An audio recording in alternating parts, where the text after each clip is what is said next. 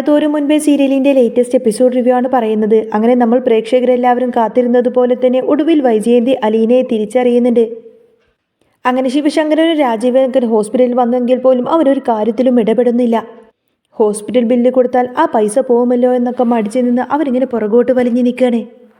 ബാലചന്ദ്രൻ വീട്ടിലേക്ക് പോകുന്ന സമയത്തിന് ഗോവർദ്ധനെ കാര്യങ്ങളൊക്കെ ഏൽപ്പിച്ചിട്ടായിരിക്കും പോകുന്നത്. അല്ലെങ്കിൽ പിന്നെ മനുവും സുനന്ദയായിരിക്കും കാര്യങ്ങളൊക്കെ നോക്കുന്നതും. ബാലചന്ദ്രന് ഹേർട്ട് പേഷ്യൻ്റ് അല്ലേ, അതുകൊണ്ട് ഒരുപാട് നേരം ഹോസ്പിറ്റൽ വാസമൊന്നും അയാൾക്ക് കഴിയില്ലല്ലോ. ബാലചന്ദ്രന് ഹെൽത്ത് ഇഷ്യൂസ് ഉള്ളത് കൊണ്ട് തന്നെ ഇടയ്ക്കിടയ്ക്ക് വൈജയന്തിയെ വന്ന് കാണുമെന്ന് മാത്രം. അലീനയും കൃഷ്ണമോളും മാത്രമുള്ളത് കൊണ്ട് തന്നെ ബാലചന്ദ്രൻ ഏതായാലും വീട്ടിൽ തന്നെയായിരിക്കും നിൽക്കുന്നത്. അന്ന് രാത്രി മനുവും സുനന്ദയായിരിക്കട്ടോ രാത്രി അവിടെ കാവൽ നിൽക്കുന്നത്. ഗോവർദ്ധനൻ വീട്ടിലേക്ക് പോയി. രാത്രി ആവുമ്പോൾ കൂട്ടിരിക്കാൻ സ്ത്രീകൾ ആരെങ്കിലും വേണമല്ലോ, അതുകൊണ്ട് ബാലേട്ടൻ്റെ പെങ്ങളായ സുനന്ദയായിരിക്കും അങ്ങോട്ടേക്ക് വരുന്നത്. അങ്ങനെ മനുവും സുനന്ദയും അവിടെ ഇരുന്ന് സംസാരിക്കാണ്. ആ സംസാരത്തിൽ സുനന്ദ പറയുന്നുണ്ട്, എന്നാലും മനു, എനിക്കിപ്പോഴും ബാലേട്ടനെ അങ്ങ് മനസ്സിലാവുന്നില്ല. ബാലേട്ടൻ്റെ സ്വഭാവം പണ്ട് ഇങ്ങനെയൊന്നും ആയിരുന്നില്ലല്ലോ. എത്ര പെട്ടെന്നാ ആ മനുഷ്യനങ്ങ് മാറിയത്. ബാലേട്ടന് വൈജയന്തി എന്ന് പറഞ്ഞ അത്രയ്ക്കു ജീവനായിരുന്നു. അത് കുഞ്ഞുനാൾ മുതലുള്ള പ്രണയമായിരുന്നല്ലോ. ഒടുവിൽ എല്ലാവരുടെയും എതിർപ്പൊന്നും തന്നെ വകവെക്കാതെ സ്നേഹിച്ച് പിന്നാലെ നടന്ന് വിവാഹം കഴിച്ചതല്ലേ. അന്ന് മുതൽ ബാലേട്ടൻ്റെ ചേച്ചിയെ ഭയങ്കര കാര്യമായിരുന്നു. പക്ഷേ ഇപ്പോൾ എന്താ ഇങ്ങനെ സംഭവിച്ചതെന്ന് മാത്രം എനിക്ക് പിടികിട്ടുന്നില്ല. ഒരു പക്ഷേ ബാലേട്ടൻ്റെ ഈ കയ്യിലിരിപ്പ് കൊണ്ടാണോ എന്നും എനിക്ക് തോന്നുന്നുണ്ട്. എങ്കിലും ബാലേട്ടൻ പറഞ്ഞ ആ കഥകളൊന്നും തന്നെ എനിക്കങ്ങ് വിശ്വസിക്കാൻ പറ്റുന്നില്ല എന്ന് പറയാട്ടോ മനുവിനോട്. അത് കേട്ടതോടുകൂടി തന്നെ മനു പറഞ്ഞു, അതെ സുനിതേച്ചി, അതൊന്നും തന്നെ നിങ്ങൾ വിചാരിക്കുന്ന പോലെയുള്ള സത്യമൊന്നും അതിലില്ല. അത് കേട്ടപ്പോൾ സുനന്ദ അമ്പരന്നു. എന്ത്, സത്യമില്ലെന്നോ? മനു തുടർന്നു, അതെ, അങ്കിൾ ഒരു തെറ്റും ചെയ്തിട്ടില്ല. അങ്കിൾ അങ്ങനെ ഒരു തെറ്റ് ചെയ്യുമെന്ന് ചേച്ചിക്ക് ശരിക്കും തോന്നുന്നുണ്ടോ? സുനന്ദ ഒന്ന് പരിങ്ങി. അല്ല, അത് പിന്നെ എൻ്റെ കാഴ്ചപ്പാടിൽ ഒരിക്കലും അങ്ങനെയൊന്നും ബാലേട്ടൻ ചെയ്യില്ല. നമ്മൾ കേൾക്കുന്നതൊന്നും തന്നെ ആവില്ലല്ലോ സത്യം. അവർക്കിടയിൽ എന്തോ ഒരു നാടകമുണ്ടെന്ന് നമുക്കറിയില്ലല്ലോ. നമുക്ക് ഈ പുറമേ കാണുന്നത് മാത്രമല്ലേ അറിയുള്ളൂ. മനുവിന് സത്യങ്ങളെല്ലാം അറിയാം. അവൻ ചോദിച്ചു, അലീനെക്കുറിച്ച് അങ്കിൾ പറഞ്ഞ കഥകളൊക്കെ സത്യമാണെന്ന് ചേച്ചി വിശ്വസിക്കുന്നുണ്ടോ? സുനന്ദ പറഞ്ഞത്, അത് പിന്നെ മനു, ബാലേട്ടൻ തന്നെയല്ലേ ആ കഥകളൊക്കെ പറഞ്ഞത്. എങ്കിലും ഇനിയിപ്പോൾ എന്തെങ്കിലും മറച്ചു വെക്കാൻ വേണ്ടി ബാലേട്ടൻ കള്ളം പറഞ്ഞതാണോ എന്നൊന്നും എനിക്ക് ചെറിയ സംശയമുണ്ട്. ഇടയ്ക്ക് ബാലേട്ടൻ കടയിലെ കാര്യങ്ങൾ പോലും നോക്കുന്നില്ലെന്ന് ചേട്ടൻ വന്നപ്പോൾ എന്നോട് പറഞ്ഞിരുന്നു. പക്ഷേ അതിൻ്റെ കാര്യം എന്താണെന്ന് പോലും എനിക്കറിയില്ലായിരുന്നു. പിന്നെ ദേ പെട്ടെന്ന് ബാലേട്ടന് ഹാർട്ട് അറ്റാക്കായി. അങ്ങനെ ഓരോരോ പ്രശ്നങ്ങൾ. കുറച്ചു നാളായിട്ട് വീട്ടിൽ ഇങ്ങനെയാ ഓരോരോ പ്രശ്നങ്ങളില്ലേ. ആ അലീന വന്നതിന് ശേഷമാണ് ഇതെല്ലാം തുടങ്ങിയത് എന്ന് പറയാണ്. അന്നേരം മനു പറയുന്നുണ്ട്, സുനിതേച്ചി, ആ അലീന അവളൊരു പാവം പെങ്കൊച്ചാണ്. അവൾ ശരിക്കും അറിയാത്തത് കൊണ്ടാണ് ചേച്ചി ഇങ്ങനെയൊക്കെ പറയുന്നത്. അവളോടൊന്ന് അടുത്ത് മനസ്സിലാക്കി കഴിഞ്ഞാൽ അറിയാം അവൾ എത്രമാത്രം പാവമാണെന്ന്. സുനന്ദ വിട്ടില്ല. എന്തൊക്കെ ആയാലും എനിക്ക് അവളെ അങ്ങോട്ടേക്ക് ബോധിച്ചിട്ടില്ല മനു. ഇപ്പോൾ വൈജേച്ചിക്ക് ഈ ആപത്തുണ്ടാവാനും കാരണം ആ അലീന തന്നെയല്ലേ. അവളാണ് ഇതിനെല്ലാത്തിനും കാരണമെന്നാണ് എല്ലാവരും പറയുന്നത്. ആ സമയത്തിന് മനു പറയുന്നുണ്ട്, അല്ല ചേച്ചി, ഇനിയിപ്പോൾ എത്ര ദിവസം ഇവിടെ കിടക്കേണ്ടി വരുമെന്ന് ആർക്കറിയാം. ഐസിയിൽ നിന്ന് വാർഡിലേക്ക് മാറ്റിയാലും കൂടെ നിൽക്കാൻ ഒരാൾ വേണം. രാവും പകലും സ്ത്രീകൾ ആരെങ്കിലും കൂടെ നിന്നേ പറ്റൂ. ചേച്ചിക്കാണെങ്കിലും എപ്പോഴും ഇവിടെ വന്ന് നിൽക്കാനൊന്നും പറ്റില്ലല്ലോ. എൻ്റെ അമ്മയാണെങ്കിൽ കുറേ വർത്താനം പറയുമെന്നല്ലാതെ ഇവിടെ വന്ന് നിൽക്കാനൊന്നും എൻ്റെ അമ്മ പോകുന്നില്ല. അന്നേരം സുനന്ദ പറഞ്ഞത്, അതെ ശരിയാണ്, സാഹചര്യം കൊണ്ട് എനിക്കും ഇവിടെ നിൽക്കാൻ പറ്റില്ല. ഇനിയൊരു പക്ഷേ ഒരു ഹോം നഴ്സിനെ നിർത്തേണ്ടി വരുമെന്ന് പറയും. എനിക്കാണെങ്കിൽ മക്കളെ വിട്ട് രാവും പകലും ഇവിടെ വന്ന് ഇങ്ങനെ നിൽക്കാനൊന്നും പറ്റൂലല്ലോ മനു. മനു പറയുന്നുണ്ട്, നമുക്ക് നോക്കാം, അങ്കിളിനോട് നമുക്ക് സംസാരിക്കാം. അങ്കിൾ തന്നെ എന്താന്ന് വെച്ചാൽ തീരുമാനിക്കട്ടെ എന്ന് പറയും.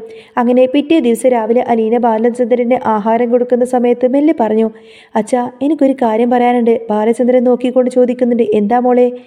അലീന തുടർന്നു, അത് അമ്മയുടെ കാര്യമാണ്. അമ്മയെ നോക്കാൻ ഇപ്പോൾ ആരെങ്കിലും അവിടെ വേണ്ടേ? മനുവേട്ടനും സുനന്ദേച്ചിയൊക്കെ അവിടെ വന്നിട്ട് പോവല്ലേ. രാത്രിയിൽ അവിടെ ഒരു പെണ്ണും കൂടെ വേണ്ടേ? സുനന്ദേച്ചിക്കാണെങ്കിൽ എപ്പോഴും വരാൻ പറ്റുമോ? ബാലചന്ദ്രൻ അതിനെക്കുറിച്ചൊന്ന് ആലോചിച്ചു. അല്ല മോളെ, അവളുണ്ടല്ലോ ആ സുനന്ദ, അവൾ അവിടെ നിൽക്കട്ടെ. വേറെ ഇപ്പം ഇനി ആരുണ്ട്? ബബിത വന്ന് നോക്കുമെന്നൊന്നും എനിക്ക് തോന്നുന്നില്ല. കൃഷ്ണമോളാണെങ്കിൽ സ്കൂളിലേക്ക് പോകണം. പിന്നെ ഡ്രസ്സ് മാറ്റുന്നതിനും പരിചയമുള്ള ആരെങ്കിലും തന്നെ കൂടെ വേണം. ഇത് കേട്ടപ്പോൾ അലീന തൻ്റെ ധൈര്യം സംഭരിച്ചുകൊണ്ട് പറഞ്ഞു, അച്ഛാ, ഞാനൊരു കാര്യം പറയട്ടെ. ഞാൻ പോയേക്കാം. ഞാൻ അമ്മയെ നോക്കിക്കോളാം. ആ ഓർഫണേജിൽ വയ്യാതെ കിടക്കുന്നവരും മുറിവ് പറ്റിയവരും ഒക്കെ ഒരുപാടുണ്ടായിരുന്നു. അവരെയൊക്കെ നോക്കിയത് ഞാനാണ്. ഞാൻ ആ കോഴ്സും പാസ്സായിട്ടുണ്ട്. ഇങ്ങനെയുള്ളവരൊക്കെ എങ്ങനെയാണ് ശുശ്രൂഷിക്കേണ്ടത് എന്നൊക്കെ എനിക്ക് നല്ല പോലെ അറിയാം. ബാലചന്ദ്രനൊന്ന് പേടിച്ചു. മോളെ, നിനക്ക് തോന്നുന്നുണ്ടോ അവൾ നിന്നെ അവളുടെ അടുത്തേക്ക് അടുപ്പിക്കുമെന്ന്? നിനക്കറിയാമല്ലോ അവളെ. അവൾക്ക് നിന്നെ കാണുന്നതേ ഇഷ്ടമല്ലല്ലോ. അലീന പറഞ്ഞു, ഇപ്പം അമ്മക്ക് സംസാരിക്കാൻ പോലും പറ്റില്ലല്ലോ അച്ഛാ. അമ്മക്ക് കയ്യും കാലും അനക്കാൻ പോലും പറ്റില്ല. ഈ അവസ്ഥയിൽ അമ്മ എന്നെ അടിച്ചു ഓടിക്കില്ലെന്ന് എനിക്ക് ഉറപ്പുണ്ട്. എനിക്കാ ധൈര്യമുണ്ട് അച്ഛാ. എൻ്റെ അമ്മയെ ഞാൻ പൊന്നുപോലെ നോക്കും. ഞാൻ നോക്കുന്നത് പോലെ എൻ്റെ അമ്മയെ വേറെ ആരും നോക്കില്ലല്ലോ. അലീനയുടെ വാക്കുകളിലെ ആത്മാർത്ഥത ബാലചന്ദ്രന് മനസ്സിലായി. സൗദാമിനി മുത്തശ്ശിയെ കിടപ്പിൽ നിന്നും എഴുന്നേൽപ്പിച്ച് നടത്തിയത് അലീനയാണെന്ന് അദ്ദേഹത്തിനറിയാം. എങ്കിലും വൈജയന്തിയുടെ ആ 2 ആങ്ങളമാർക്കിടയിൽ അവിടെ പ്രശ്നമുണ്ടാകുമെന്ന് ഉറപ്പാണ്. പക്ഷേ അവരെ ഒതുക്കാനൊക്കെ ബാലചന്ദ്രനെ നന്നായിട്ടറിയാം. അതുകൊണ്ട് തന്നെ ബാലചന്ദ്രൻ പറഞ്ഞു, മോളെ, നീ അങ്ങോട്ടേക്ക് വന്നു കഴിഞ്ഞാൽ ബാക്കിയുള്ളവർക്കൊന്നും അത് ഇഷ്ടപ്പെടില്ല. അലീന മറുപടി കൊടുത്തു. അതൊന്നും സാരമില്ല അച്ഛാ, വേറെ ആരുടെയും ഇഷ്ടമൊന്നും എനിക്ക് നോക്കേണ്ട കാര്യമില്ല. അച്ഛന് സമ്മതമാണോ എന്ന് മാത്രം അറിഞ്ഞാൽ മതി. അമ്മക്കൊന്ന് ഭേദമായിട്ട് വരുന്ന സമയത്ത് അമ്മക്ക് ഇഷ്ടമുള്ളവരെ അമ്മ അവിടെ നിർത്തിക്കോട്ടെ, എനിക്കൊരു പ്രശ്നവുമില്ല. അന്നേരം അലീനയുടെ നിർബന്ധത്തിന് വഴങ്ങി ബാലചന്ദ്രൻ അതിന് സമ്മതിച്ചു. ശരി മോളെ, എല്ലാം നിന്റെ ഇഷ്ടം പോലെ നടക്കട്ടെ എന്ന് പറയും. ആ സമയത്തിന് കൃഷ്ണമോൾ അങ്ങോട്ടേക്ക് വന്നു. അലീന കാര്യം പറഞ്ഞപ്പോൾ കൃഷ്ണമോൾ പറഞ്ഞു, ചേച്ചി വരുന്നുണ്ടെങ്കിൽ ഞാൻ കൂടെ നിൽക്കാം. ഞാൻ അവിടെ വന്ന് അമ്മയുടെ കൂടെ നിന്നോളാം. ബാലചന്ദ്രൻ പറഞ്ഞു, അപ്പം നിന്റെ പഠിപ്പോ കൃഷ്ണേ? നീ എത്ര ദിവസം ഇങ്ങനെ സ്കൂളിലേക്കൊന്നും പോവാതെ ഇരിക്കും? പിന്നെ രോഗികളെ നോക്കുക എന്ന് പറഞ്ഞാൽ അതത്ര നിസ്സാരമായ കാര്യമൊന്നുമല്ല. അതൊക്കെ പഠിച്ചു തന്നെ ചെയ്യണം. അലീന അവളെ സമാധാനിപ്പിച്ചു. മോൾ സ്കൂളിലേക്ക് പോയിക്കോ, ഞാൻ പോയിക്കോളാം. അമ്മയുടെ കാര്യങ്ങളൊക്കെ ഞാൻ നല്ല ഭംഗിയായി തന്നെ നോക്കിക്കോളാം. നീ ഒന്നും പേടിക്കേണ്ട കാര്യമൊന്നുമില്ല. കൃഷ്ണമോള് പോയി കഴിഞ്ഞപ്പോൾ അലീന രേവതിക്കുട്ടിയെ വിളിച്ചു. വൈജയന്തിയുടെ കാര്യങ്ങളും താൻ അവിടെ പോകുന്ന കാര്യങ്ങളെല്ലാം പറഞ്ഞു. രേവതിക്കുട്ടിക്ക് വലിയ താല്പര്യമൊന്നും തോന്നിയില്ല. ചേച്ചി, ഇനിയിപ്പോൾ അതിൻ്റെ വല്ല ആവശ്യമുണ്ടോ? അവർക്കാണെങ്കിൽ ചേച്ചിയെ കണ്ടുകൂടല്ലോ. ചേച്ചിയെ ഇഷ്ടമില്ലാത്തതുകൊണ്ടല്ലേ അവർ അന്ന് ആ വീട് വിട്ട് ഇറങ്ങിപ്പോയത്? ആ സമയത്തുണ്ടായതല്ലേ ആക്സിഡൻറ്റ്. ചേച്ചി ഇനി അവിടെ ചെന്ന് കഴിഞ്ഞാൽ അവർ നിർത്തുമോ? അലീന പറഞ്ഞു, അതൊന്നും സാരമില്ല രേവതിക്കുട്ടി. എന്തെന്നെ പറഞ്ഞാലും അതെൻ്റെ അമ്മയല്ലേ. ചിലപ്പോൾ എന്നെ ചീത്ത പറയുമായിരിക്കും, ഇറങ്ങിപ്പോവാൻ പറയുമായിരിക്കും. പക്ഷേ വയ്യാതെ കിടക്കുന്ന ഒരാളെ നോക്കുക എന്നത് നമ്മുടെ കടമയല്ലേ. പോരാത്തതിന് അതെൻ്റെ സ്വന്തം അമ്മയാണ്. എനിക്ക് ഇന്നേ വരെ എൻ്റെ അമ്മയുടെ അടുത്തൊന്ന് ഇരിക്കാനോ ഇടപഴകാനോ ഒന്നും തന്നെ അവസരം കിട്ടിയിട്ടില്ല. ആദ്യമായി കിട്ടുന്ന ഒരവസരമാണിത്, രേവതിക്കുട്ടി പറഞ്ഞു. എല്ലാം ചേച്ചിയുടെ ഇഷ്ടം പോലെ നടക്കട്ടെ. പക്ഷേ അവരുടെ സ്വഭാവം അറിയാലോ. നാവ് പൊങ്ങുമ്പോഴേക്കും അവർ ഉറപ്പായും ചേച്ചിയെ ചീത്ത വിളിക്കും. ഇപ്പം മിണ്ടാൻ പറ്റാത്തത് കൊണ്ട് അവർ അവിടെ അങ്ങ് കിടന്നോളും. കയ്യും കാലൊക്കെ അനങ്ങി തുടങ്ങുമ്പോൾ കണ്ടോ അവരുടെ തനി നിറം പുറത്തു വരും. അലീന പറഞ്ഞു, എന്ത് വേണമെങ്കിലും പറഞ്ഞോട്ടെ, എഴുന്നേറ്റ് നടന്ന് ചീത്ത പറയുന്ന പോലെയല്ലല്ലോ ഇപ്പം വയ്യാതെ കിടക്കുന്നത്. അതോടെ രേവതിക്കുട്ടിക്ക് പിന്നീട് അലീനയോട് കൂടുതലൊന്നും തന്നെ പറയാനുണ്ടായിരുന്നില്ല. പിന്നീട് അങ്ങനെ ബാലചന്ദ്രനും അലീനയും കൂടി ഹോസ്പിറ്റലിലേക്ക് എത്തി. അവിടെ രാജീവനും ശിവശങ്കരനും ഉണ്ടായിരുന്നു. അലീനയെ കണ്ടതും രാജീവൻ ശിവശങ്കരനോട് ചോദിച്ചു, ഇവളെന്തിനാ ഇങ്ങോട്ടേക്ക് പൊക്കിയെടുത്തുകൊണ്ട് വന്നിരിക്കുന്നത്? ഇനിയിപ്പോൾ വൈജയന്തിയുടെ ബാക്കി ജീവൻ കൂടി അങ്ങ് എടുക്കാൻ വേണ്ടിയിട്ടാണോ? അവൻ അടുത്തെത്തിയപ്പോൾ ശിവശങ്കരൻ കയർത്തു. എന്താ ബാലേന്ദ്ര ഇത്? ഇവളെന്തിനാ ഇങ്ങോട്ടേക്ക് കൊണ്ടുവന്നിരിക്കുന്നത്? ബാലചന്ദ്രൻ ശാന്തനായി പറഞ്ഞു. എന്തിനാണെന്ന് മനസ്സിലായില്ലേ? വൈജയന്തിയെ നോക്കാൻ ഒരാളും കൂടി വേണം. അതിന് അലീനയെ നിർത്താനാണ് ഞാൻ തീരുമാനിച്ചിരിക്കുന്നത്. അത് കേട്ടപ്പോൾ അവർക്ക് ദേഷ്യം വന്നു. എന്ത്, ഇവളെയോ? ഇവളെ ഇവിടെ നിർത്താൻ നിനക്ക് എന്താ വട്ടാണോ ബാലചന്ദ്ര? വൈജയന്തി അതിന് സമ്മതിക്കുമെന്ന് നിനക്ക് തോന്നുന്നുണ്ടോ? ബാലചന്ദ്രൻ വിട്ടില്ല. മിണ്ടാൻ വയ്യാതെ കിടക്കുന്ന അവൾക്കിപ്പോൾ ഒരാളുടെ സഹായം നിർബന്ധമാണ്. സ്ത്രീകളാരെങ്കിലും തന്നെ കൂടെ ഉണ്ടെങ്കിലേ പറ്റൂ. രാജീവൻ പറഞ്ഞു, അതിന് അലീന തന്നെ വേണമെന്ന് നിർബന്ധമൊന്നുമില്ലല്ലോ. ശിവശങ്കരൻ പറയുന്നുണ്ട്, അതെ, സുനന്ദ വന്നിരുന്നല്ലോ. ബാലചന്ദ്രൻ പറയുന്നുണ്ട്, സുനന്ദ എൻ്റെ പെങ്ങളാണ്. അവൾക്ക് ഇവിടെ വേറെയും തിരക്കൊക്കെ ഉണ്ട്. അവളോട് ഞാൻ വന്ന് നിൽക്കാനൊന്നും പറയില്ല. എന്നാൽ ഒരു കാര്യം ചെയ്യാം, നിന്റെ ഭാര്യ ഉണ്ടല്ലോ കമല, അവളോട് ഇവിടെ വന്ന് നിൽക്കാൻ പറ. അലീനെ ഞാൻ ഇവിടെ നിന്നും ഒഴിവാക്കിക്കോളാം. ഇത് കേട്ടപ്പോൾ ശിവശങ്കരനൊന്ന് പതുങ്ങി. കമലയുടെ സ്വഭാവം അവന് നന്നായിട്ടറിയാം. വീട്ടിലെ പണി പോലും ചെയ്യാൻ മടിയുള്ളവനാണ് അവൾ. ഇവിടെ വന്ന് ഹോസ്പിറ്റൽ പേഷ്യൻറ്റിനെ നോക്കാൻ പോകുന്നത് ആലോചിക്കാൻ പോലും അവൾക്ക് കഴിയില്ല. ശിവശങ്കരൻ പിന്നെ ഒന്നും മിണ്ടാതായപ്പോൾ ബാലചന്ദ്രൻ വീണ്ടും ചോദിച്ചു, എന്താ ശിവേട്ട, നാവിറങ്ങിപ്പോയോ? വായ കൊണ്ട് പറയാൻ എല്ലാവർക്കും പറ്റും, പക്ഷേ അത് പ്രാവർത്തികമാക്കാൻ കുറച്ച് പാടാണ്. ഒന്നുകിൽ ശിവേട്ടൻ തന്നെ ഹോം നേഴ്സിനെ നിർത്തുക. ഇവിടുത്തെ ബില്ലും കാര്യങ്ങളൊക്കെ ശിവേട്ടൻ നോക്കുക. അല്ലെങ്കിൽ പിന്നെ ഒന്നും മിണ്ടാതിരുന്നോ? ബില്ലൊക്കെ ഞാൻ തന്നെ അടക്കുന്നുണ്ട്. അപ്പോൾ പിന്നെ കാര്യങ്ങളൊക്കെ എന്താ ചെയ്യേണ്ടതെന്നൊക്കെ എനിക്കറിയാം.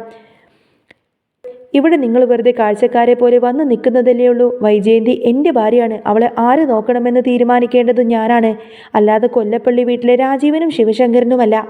ബാലചന്ദ്രൻ്റെ ആ മറുപടി കേട്ടപ്പോൾ അവർക്ക് തിരിച്ചൊന്നും തന്നെ പറയാൻ പറ്റില്ലായിരുന്നു. അവർ അവിടെ തന്നെ അന്തം വിട്ടു നിൽക്കുകയേ ചെയ്തുള്ളൂ. കുറച്ചു കഴിഞ്ഞപ്പോൾ അലീനയെ അകത്തേക്ക് വിളിപ്പിച്ചു. അലീനയാണ് ബൈസ്റ്റാൻഡർ എന്ന് ബാലചന്ദ്രൻ നഴ്സിനോട് പറഞ്ഞിരുന്നു. അലീന മെല്ലെ ഐസിയിലേക്ക് കടന്നു. ആക്സിഡന്റിന് ശേഷം ആദ്യമായിട്ടാണ് അലീന അമ്മയെ കാണുന്നത്. ആ കിടക്കിപ്പ് കണ്ടപ്പോൾ അലീനയുടെ ഉള്ളൊന്ന് പിടഞ്ഞു. അവൾ അമ്മയുടെ മുഖത്തേക്ക് തന്നെ നോക്കി നിന്നു. അവളുടെ കണ്ണുകൾ പതുക്കെ നിറഞ്ഞു വന്നു. ഈ സമയത്ത് വൈജയന്തി മെല്ലെ തല തിരിച്ചു നോക്കി. വൈജയന്തിക്ക് ബോധം വന്നിട്ടുണ്ടായിരുന്നു. കഴിഞ്ഞ ദിവസം ബാലചന്ദ്രൻ വന്നപ്പോൾ അവൾ അവിടെ സെഡേഷനിലായിരുന്നു. അലീന കരയുന്നത് കണ്ടപ്പോൾ അവിടെയുണ്ടായിരുന്ന നഴ്സ് ചോദിച്ചു, ആരാ ഇവരുടെ?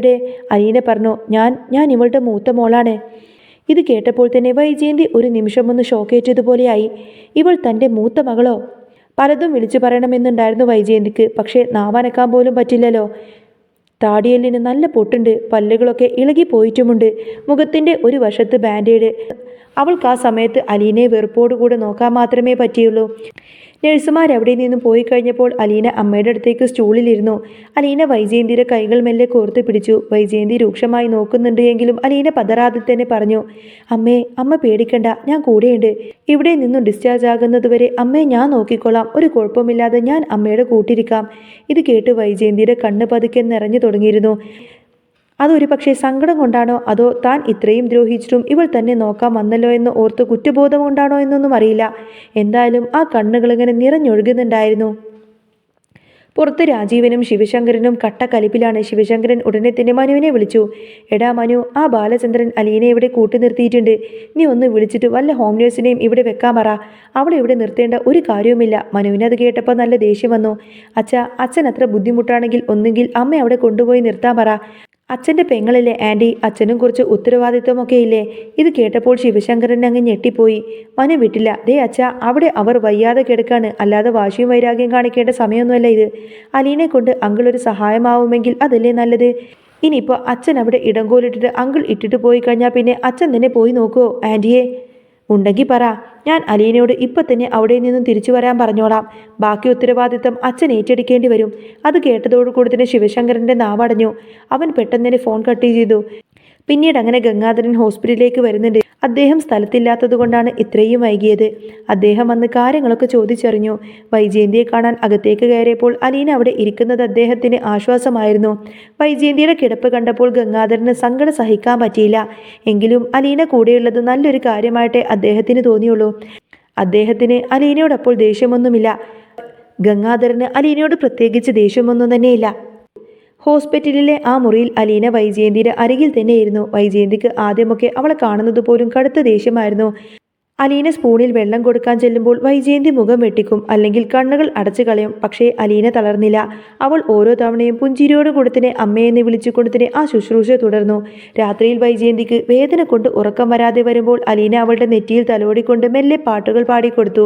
പണ്ട് അമ്മ തനിക്ക് പാടിത്തരേണ്ടിയിരുന്ന ആ പാട്ടുകൾ അലീന അമ്മക്ക് വേണ്ടി പാടി. ദിവസങ്ങൾ അങ്ങനെ കടന്നുപോയി. ഒരു ദിവസം നഴ്സ് ഡ്രസ്സിങ് മാറാൻ വേണ്ടി വന്നപ്പോൾ വൈജയന്തിക്ക് വല്ലാതെ വേദന കൊണ്ട് പൊളിയും. ആരും അറിയാതെ അലീനയുടെ കൈകൾ വൈജയന്തി മുറുക്കി പിടിച്ചു. ആ പിടിയിൽ ഒരു മകളുടെ സാമീപ്യം വൈജയന്തി ആദ്യമായി തിരിച്ചറിയുകയായിരുന്നു. അലീനയുടെ കണ്ണുകളിൽ നിന്നും ഒരു കണ്ണുനീർ തുള്ളി വൈജയന്തിയുടെ കൈകളിലേക്ക് ഇറ്റി വീണു. വേദനിക്കുന്നുണ്ടോ അമ്മേ? ഇപ്പം ശരിയാവും കേട്ടോ എന്ന അലീനയുടെ വാക്കുകൾ വൈജയന്തിയുടെ ഉള്ളിലെ കടുത്ത വിദ്വേഷത്തിൻ്റെ മഞ്ഞൊരുക്കാൻ കാരണമായി. താൻ ഇത്രയും ദ്രോഹിച്ചിട്ടും സ്വന്തം ആങ്ങളമാർ പോലും തിരിഞ്ഞു നോക്കാത്ത ഈ സമയത്ത് തന്നെ പൊന്നുപോലെ നോക്കുന്നത് ഈ പെണ്ണാണല്ലോ എന്ന തിരിച്ചറിവ് വൈജയന്തിയെ വല്ലാതെ ഉലച്ചു. ആ കാഴ്ചകൾക്ക് ശേഷം ഡിസ്ചാർജായി വീട്ടിലെത്തിയപ്പോൾ വൈജയന്തി പൂർണ്ണമായും മാറിയിരുന്നു. വീടിൻ്റെ ഉമ്മർത്ത് അലീനയുടെ കയ്യും പിടിച്ച് കയറുമ്പോൾ വൈജയന്തിയുടെ കണ്ണുകൾ നിറയുന്നുണ്ടായിരുന്നു. അവിടെ കാത്തിരുന്ന രാജീവനും ശിവശങ്കരനും അവളെ തടയാൻ നോക്കിയെങ്കിലും വൈജയന്തി തൻ്റെ വിറക്കുന്ന കൈകൾ കൊണ്ട് തന്നെ അവരെ തടഞ്ഞു. പതുക്കെ അവൾ അലീനയുടെ മുഖത്തേക്ക് നോക്കി വിറക്കുന്ന ശബ്ദത്തിൽ പറഞ്ഞു, എന്നെ എൻ്റെ മുറിയിലേക്ക് മകൾ കൊണ്ടുപോയിക്കോളും. ആ വാക്ക് കേട്ടതോടുകൂടെ തന്നെ അലീനയുടെയും ബാലചന്ദ്രൻ്റെയും ജീവിതത്തിൽ ഏറ്റവും വലിയ സ്വപ്നം സഫലമാവുകയായിരുന്നു. ഇത്രയും ദിവസം ഹോസ്പിറ്റലിൽ പരിചരിച്ചും അമ്മയെന്ന് നിർത്താതെ വിളി കേട്ടുകൊണ്ട് തന്നെ വൈജയന്തിയുടെ മനസ്സിൽ അലീന തൻ്റെ സ്വന്തം മോളാണ് എന്നൊരു തോന്നലുണ്ടായി. മാത്രവുമല്ല, എന്നെ എൻ്റെ മോള് കൊണ്ടുപോയിക്കോളുമെന്ന് വൈജയന്തി പറയുന്നത് കേൾക്കുന്ന സമയത്തിന് വൈജയന്തി അലീനയെ സ്വന്തം മോളായിട്ട് മനസ്സിൽ അംഗീകരിച്ചു എന്നാണല്ലോ. അതുകൊണ്ട് തന്നെ ഒട്ടും പ്രതീക്ഷിക്കാത്തതുപോലെ തങ്ങളുടെ സ്വപ്നം തന്നെ സാക്ഷാത്കരിച്ച ആ ഒരു സന്തോഷത്തിലായിരിക്കട്ടെ ബാലചന്ദ്രനും അലീനയും. ഇനി വരാൻ പോകുന്ന നല്ല സൂപ്പർ ത്രില്ലിംഗ് എപ്പിസോഡുകളൊക്കെ തന്നെയാണ്. അപ്പോൾ നിങ്ങൾക്ക് ഈ ഒരു ചാനൽ ഇഷ്ടമാവുകയാണെങ്കിൽ സബ്സ്ക്രൈബ് ചെയ്യാനും സപ്പോർട്ട് ചെയ്യാനും മറക്കല്ലേ കേട്ടോ. നെക്സ്റ്റ് വീഡിയോ ആയിട്ട് ഉടനെ വരാം. ബൈ.